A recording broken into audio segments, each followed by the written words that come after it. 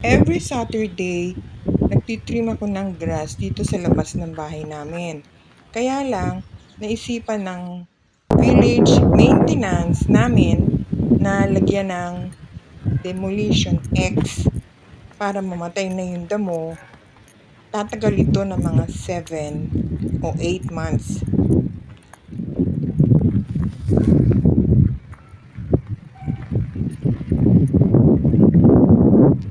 Kaya halos ng mga bahay dito, ganyan ang ginawa ng aming maintenance.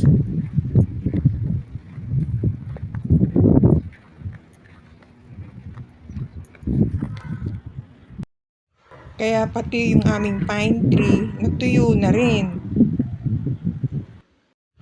Pwede din daw ito do sa mga puno na malapit sa bahay nyo na nakakasira ng bubong.